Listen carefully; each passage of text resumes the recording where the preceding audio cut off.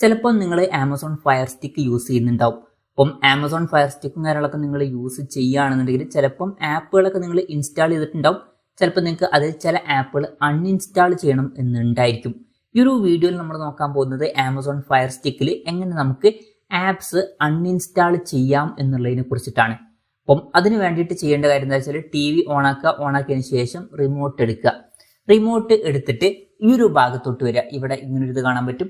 ആ ഒരു ഇതിലോട്ട് വരിക. ഈ റിമോട്ടിന്റെ ഈ ഒരു ബട്ടൺ ഉപയോഗിച്ചിട്ട് നിങ്ങൾക്ക് സ്ക്രോൾ ചെയ്യാവുന്നതാണ്. അപ്പം ആ ഒരു ഭാഗത്ത് എത്തിക്കഴിഞ്ഞാൽ നമുക്ക് കുറച്ച് ആപ്സ് ഒക്കെ കാണാൻ പറ്റും. താഴെയായിട്ട് മൈ ആപ്സ് എന്നുള്ള ഒരു സെക്ഷൻ കാണാൻ പറ്റും. അത് സെലക്ട് ചെയ്തിട്ട് ഈ ഒരു ഓക്കെ ബട്ടണിൽ ക്ലിക്ക് ചെയ്യുക. ക്ലിക്ക് ചെയ്യുകയാണെന്നുണ്ടെങ്കിൽ TVയിലുള്ള എല്ലാ ആപ്പുകളും ഇവിടെ കാണാൻ പറ്റും. ഇപ്പം ഇതിൽ ഏത് ആപ്പാണോ നിങ്ങൾക്ക് ഒഴിവാക്കേണ്ടത് ആ ഒരു ആപ്പ് സെലക്ട് ചെയ്യുക. ആ ഒരു ആപ്പിന്റെ അവിടെ എത്തിയിട്ട് നമ്മൾ ആപ്പ് ഓപ്പൺ ചെയ്യേണ്ട ആവശ്യമില്ല. പകരം ഈ ഒരു ബട്ടൺ നിൽക്കുക. ഇവിടെ നിങ്ങൾക്ക് ഇങ്ങനെ ഒരു 3 ലൈൻസ് കാണാൻ പറ്റും. ജസ്റ്റ് ആ ഒരു ബട്ടണിൽ ക്ലിക്ക് ചെയ്യുക. ക്ലിക്ക് ചെയ്യുകയാണെന്നുണ്ടെങ്കിൽ ഇവിടെ നമുക്ക് കുറേ ഓപ്ഷൻസ് കാണാൻ പറ്റും. ഇതിൽ മൂവ്, മോർ ഇൻഫോ, ഓഫ്ലോഡ് അങ്ങനെ കുറച്ച് ഓപ്ഷൻസ് ഉണ്ട്. ഏറ്റവും താഴെയായിട്ട് അൺഇൻസ്റ്റാൾ എന്നുള്ള ഒരു ഓപ്ഷൻ കാണാൻ പറ്റും. അത് സെലക്ട് ചെയ്യുക. അത് സെലക്ട് ചെയ്തതിന് ശേഷം ഓക്കെ ബട്ടണിൽ ക്ലിക്ക് ചെയ്യുക. ക്ലിക്ക് ചെയ്യുകയാണെന്നുണ്ടെങ്കിൽ അൺഇൻസ്റ്റാൾ ചെയ്യട്ടെ എന്ന് ചോദിക്കുന്നുണ്ട്. അതിൽ അൺഇൻസ്റ്റാൾ സെലക്ട് ചെയ്യുക. എന്നിട്ട് ഓക്കെ ബട്ടണിൽ ക്ലിക്ക് ചെയ്യുക.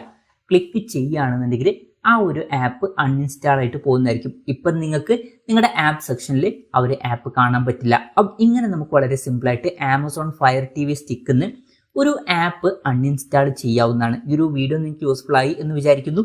എന്തായാലും ഈ ഒരു വീഡിയോ പറ്റിയിട്ടുള്ള നിങ്ങളുടെ ജെന്യൂൻ ആയിട്ടുള്ള അഭിപ്രായം ജസ്റ്റ് ഒന്ന് കമൻറ്റ് ചെയ്യുക.